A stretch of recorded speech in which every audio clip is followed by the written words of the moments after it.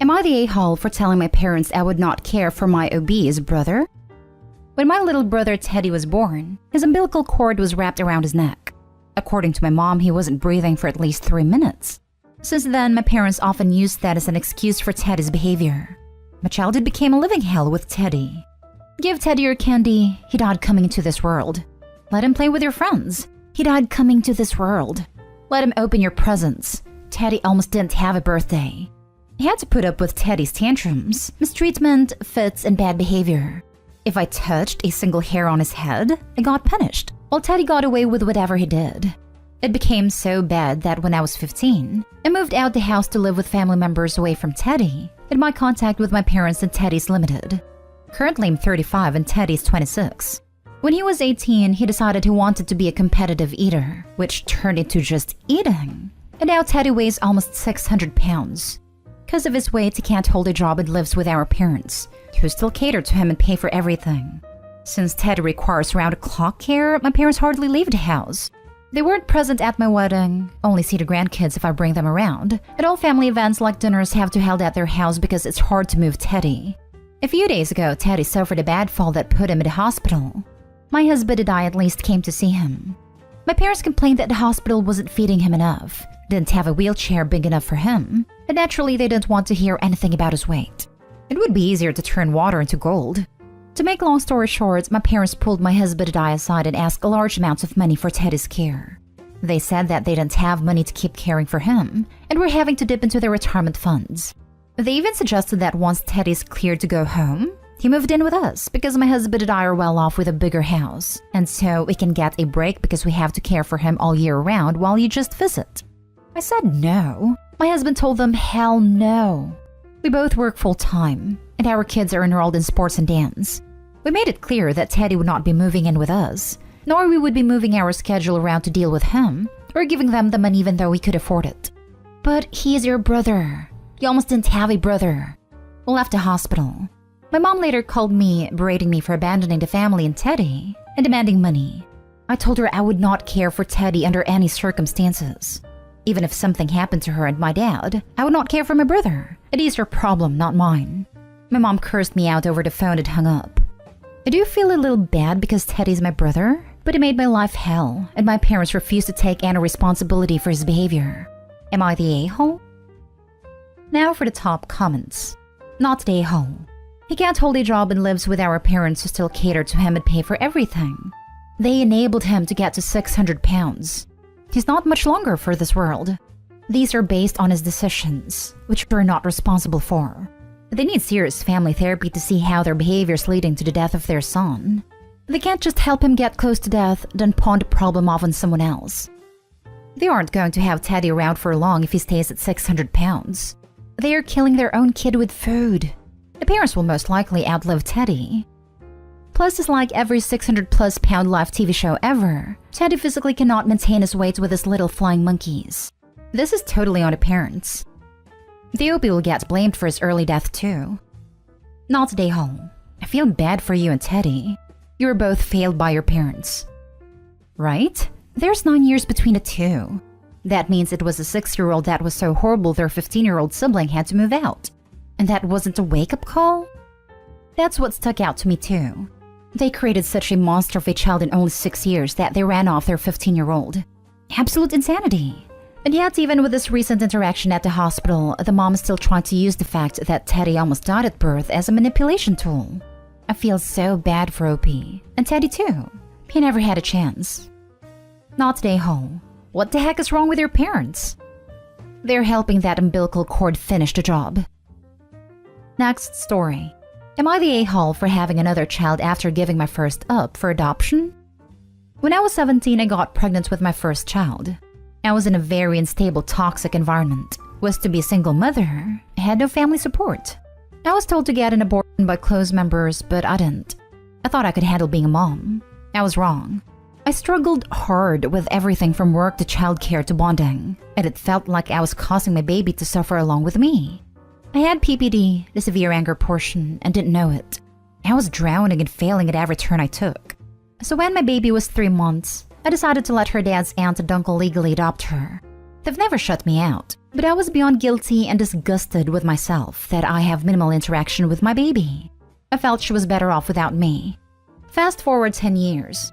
By some miracle, I have found a love of my life, and we're doing well. We've discussed my baby and the effects it had on me over the years. He's always wanted a kid, but I've been hesitant because I vividly remember failing so miserably. He's assured me everything will be fine. Still, it scares me, so I've stayed on birth control, and sometimes as extra precaution, we'll use rubbers.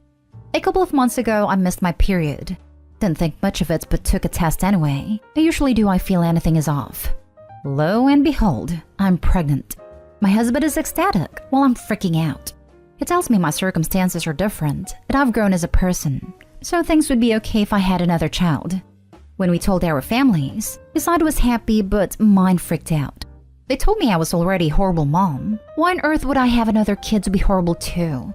That I would do nothing but cause pain and eventually give this one up too. I feel terrible about having another kid because I'm terrified it'll be the same and I'll fold again.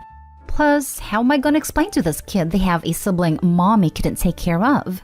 I don't know what to do. Am I the a-hole for having this kid? Not the a-hole. Who you were as a single mom at 17 is not who you are at 27 with a partner.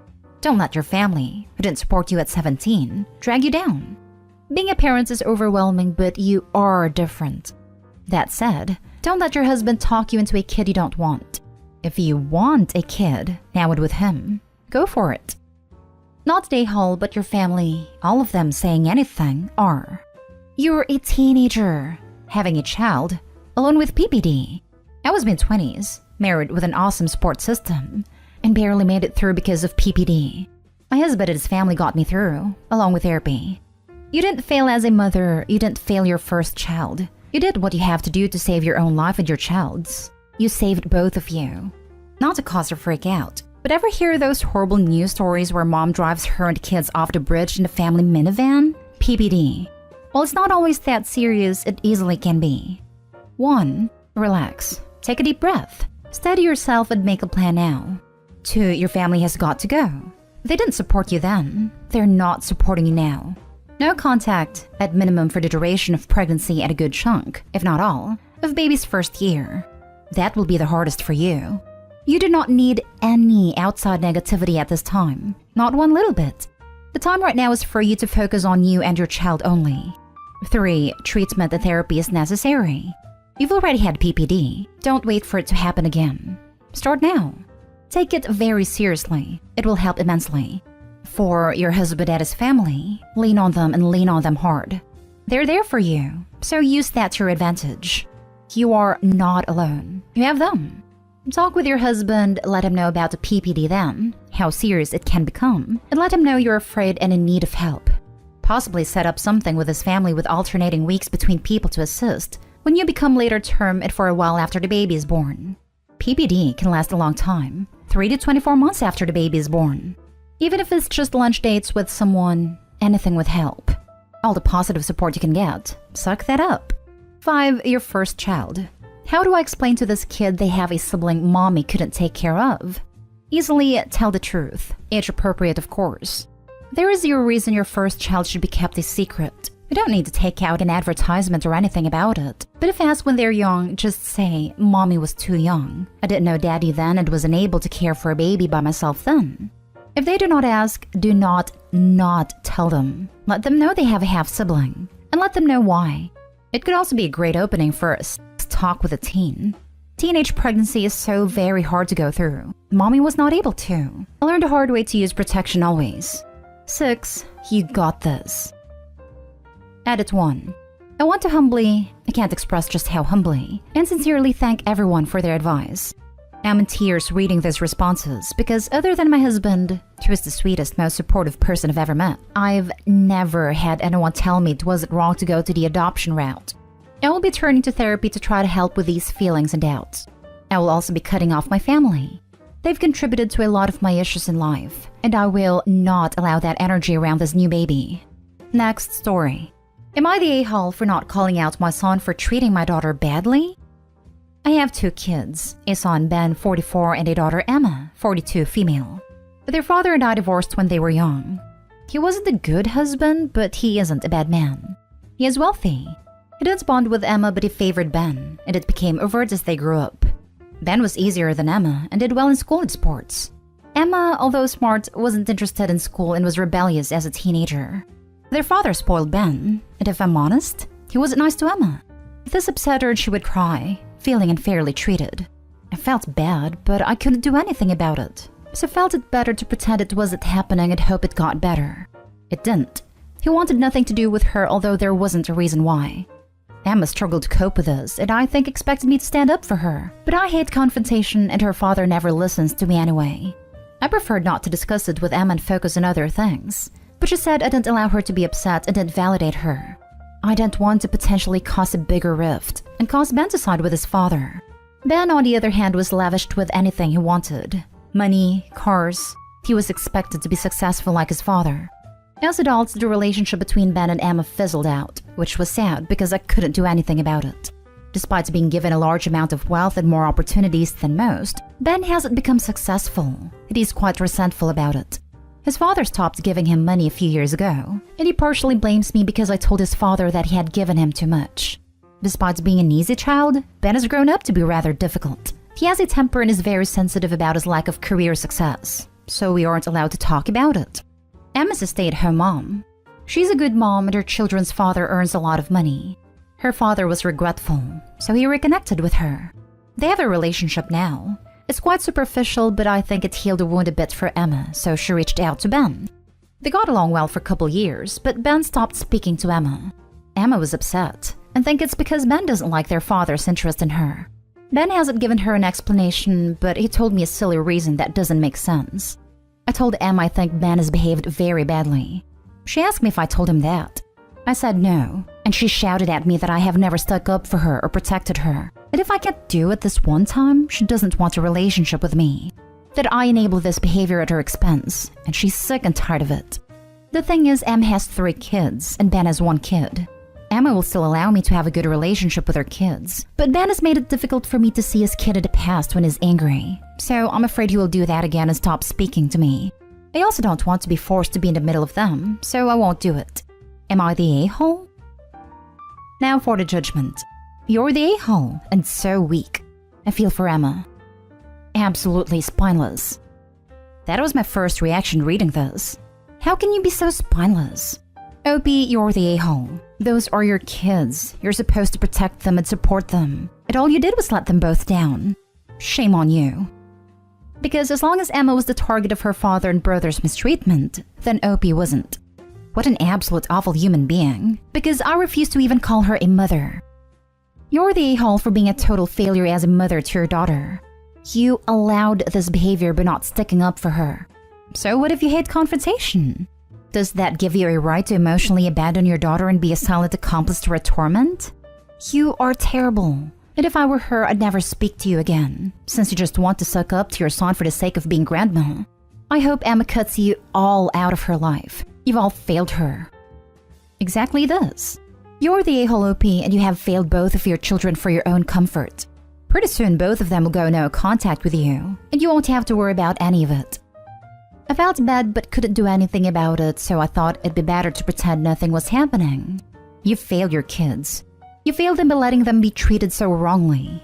Parents like you why adult kids go no contact. Shame on you. Yes, that makes no sense. Even if she couldn't change the way the father was being, talking to her daughter, giving her more emotional support, etc., would have been useful. Instead, she just acted like nothing was happening. Now for the last story. Am I the a-hole for saying that someone old enough for social media is old enough to know Santa does not exist?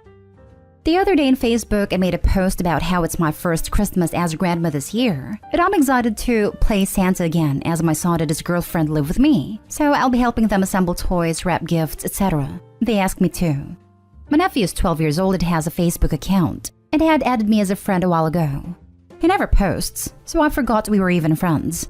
A few hours later, I get a text from my sister saying I ruined Christmas, and why did I have to post about Santa? I was confused, and she said her son still believed in Santa until he read my post. She demanded I apologize to him and tell him I was joking. I told her no. This isn't the 5-year-old who accidentally overheard, and even then I don't know if I'd feel comfortable lying. He is almost a teenager. who honestly should have known by now.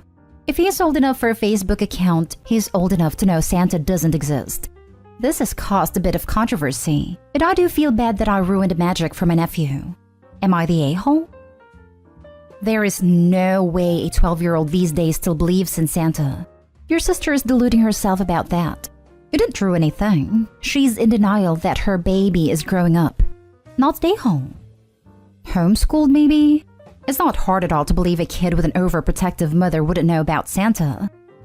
My kids are 8 and 10, and are homeschooled and know Santa's not real. I have friends with school children who believe at 12.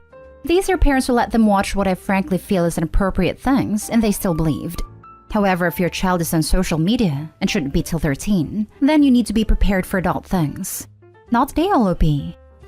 Not the a-hole, and yes, if she's still protecting his belief that Santa's real, he's clearly not mature enough to have an online social media profile.